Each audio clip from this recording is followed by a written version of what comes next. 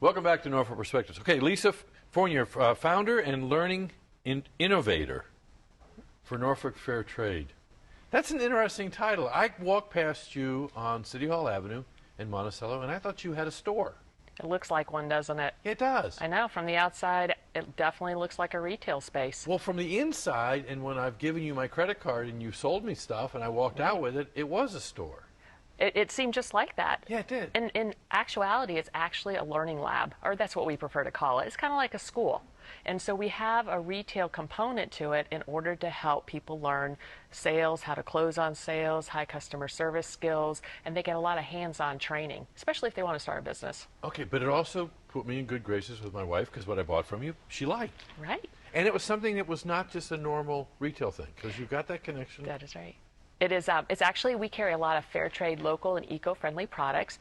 Our main purpose is to really help out entrepreneurs, whether here in our local community or entrepreneurs in communities throughout the world. So fair trade, by very definition, is that these entrepreneurs and makers are getting paid a fair and living wage for the community that they live in, and they're in healthy working conditions. So we try to bring that through into Norfolk Fair Trade, whether we're dealing with local makers or makers in India or South Africa or wherever around the world. So it helps get people back to work. So there's the connection. Yes. Carrie Rottenheiser, you're a learning guide, which tells me you work with Lisa in kind of passing that message along.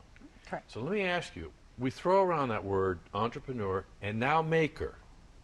I've had, in fact, you've been on and I've had Stuart on and a couple of others who make this reference of maker. I don't get it. Totally. What is a maker or an entrepreneur, or the difference? The difference, from my perspective of a maker and entrepreneur, is that a maker could be an entrepreneur, but entrepreneur doesn't necessarily have to be a maker. A maker in the sense of somebody that can create something, innovate something, typically in a physical format, whereas an entrepreneur is somebody who exercises that entrepreneurial thinking and then can actually execute on a particular vision. Now, have you met people that said, go get a job?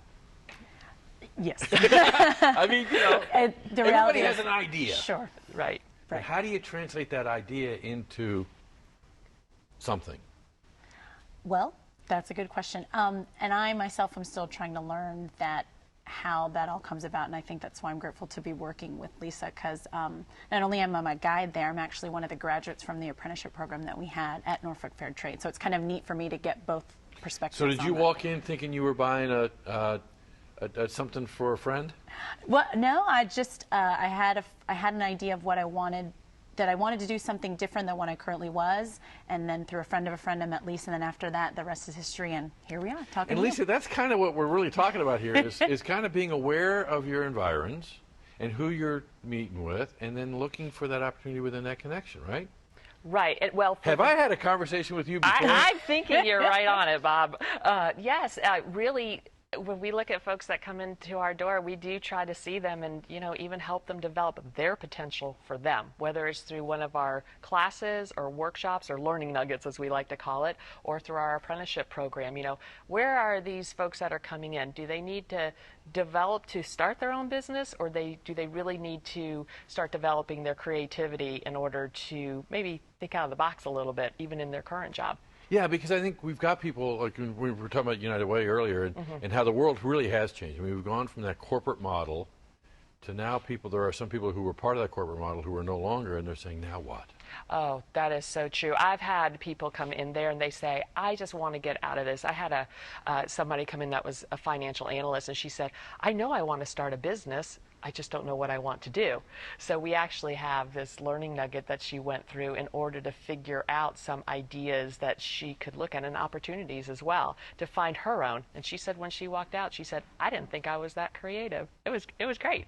For the man or woman who's kind of sitting at home saying, I've had those thoughts too, are there a couple of questions they ought to ask themselves before they kind of venture up? Number one, don't quit the job, right? Well, no, I wouldn't recommend that unless you've got a safety net or something. So, right? I mean, if somebody are there a couple of questions that you would encourage the viewer to ask themselves about?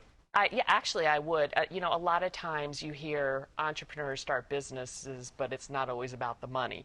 Right? Right. They usually try to start to make a difference, or because they have a purpose. So I encourage people to look kind of inside of themselves and who they are. How do people look at them and say, when I'm around you, this is what happens, because if we can kind of dig into our values a little bit and understand who we are, we a lot of times tend to start businesses around what life events we've had, who we are, what kind of differences we want to make, and what kind of opportunities that we see. All right. I think we've been running your website if you want more information. Yes, NorfolkFairTrade.com. And there's an events tab out there that also shows our different classes and learning nuggets. Or come on down to City Hall Avenue in Monticello and buy a bracelet for your wife and find out that you really could be an entrepreneur. That's right. Thanks a lot, Lisa. Thank you. For joining us on here and kind of be thinking outside the box there. In fact, speaking of thinking outside the box, we've got a Norfolk City employee who thought outside the box and became Employee of the Year. Meet him right after this.